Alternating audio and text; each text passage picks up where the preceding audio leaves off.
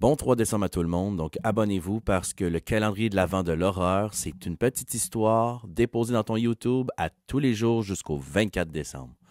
Donc aujourd'hui, le petit chocolat dans notre calendrier, c'est un orange au chocolat. C'est sucré, c'est salé, c'est acide, il y a un orange, ça va dans tous les sens, il y a plusieurs couches, comme notre histoire, H.H. Holmes.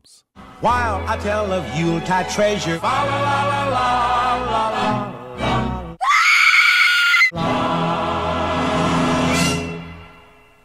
Vers la fin des années 1800, H.H. Holmes est un homme qui, aujourd'hui, est considéré comme l'un des premiers tueurs en série et par d'autres, l'un des pires. Il déterrait et vendait des cadavres.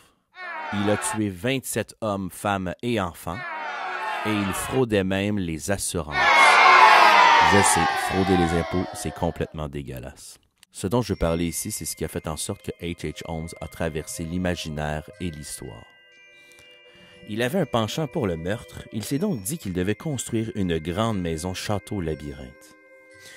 Pour ce faire, il a engagé un contracteur et quand c'était l'heure de le payer, il disait qu'il n'était pas satisfait des travaux et il le renvoyait et en engageait un autre. Au total, ce serait plus de 20 contracteurs qui ont bâti cette maison sur 3 ans, si bien qu'à la fin, personne ne savait ce qu'ils avaient bâti et comment ça fonctionnait, à part H.H. Holmes lui-même. On va regarder ici un plan estimé de ce que sa maison pouvait avoir l'air.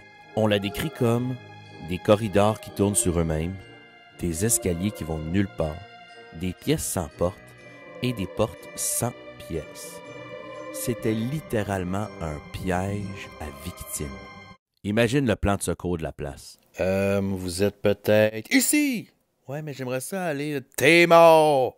H.H. Holmes avait fait passer des lignes de gaz un peu partout dans la maison qui étaient connectées à son bureau et à partir de là, il pouvait avec des valves tuer des gens en envoyant du gaz et en les emprisonnant dans des pièces closes. Mais le pire, c'est qu'on disait que c'est un super grand sadique parce que sur ces lignes de gaz-là, quand il tuait les gens, il avait fait rajouter des valves.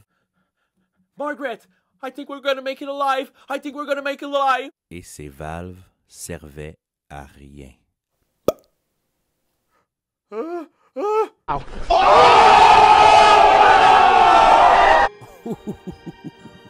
Juste pour leur faire croire à la toute fin qu'il y avait une chance de survie. À partir du 2e étage, il y avait une trappe rapide pour pouvoir balancer les cadavres jusqu'au sous-sol. Là où il y avait une chambre pour pouvoir disséquer, couper et un four crématoire pour pouvoir brûler rapidement les cadavres des gens qu'il tuait. Mais pas question de jeter les os aux poubelles, pas des bonnes ossatures comme ça, non. Où la plupart des tueurs en série font ça pour assouvir leur fantasme et jeter les gens aux poubelles, H.H. Holmes les brûlait, gardait les os, les ramanchait avec du fil et les revendait à des docteurs. Et le prix Nobel du recyclage va à H.H. Holmes. Son pattern, c'était d'amener des femmes à sa maison, de s'engager avec eux, même de les marier, de prendre une assurance sur eux, de les tuer, de passer go et de récolter 200 $.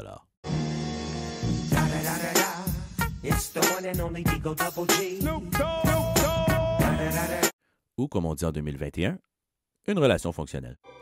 De passages secrets en arrière de toilettes et de bains jusqu'au moindre recoin complètement tout croche. Se faire une idée du plan de la maison est quasi impossible. Mais je vais mettre en lien une vidéo super cool d'une fille qui a pris les différents plans qu'on a aujourd'hui et qui a fait une maquette 3D et avec une petite caméra descend à l'intérieur. On peut voir ça, c'est complètement fascinant. Je vous mets ça en description de la vidéo. Ce gars-là était tellement ingénieux qu'il y a beaucoup de gens qui avancent la théorie qu'il serait en fait aussi Jack l'Éventreur. C'était déjà tout pour cette vidéo. Dites-moi ce que vous en avez pensé. À la prochaine. Oh, the most wonderful time.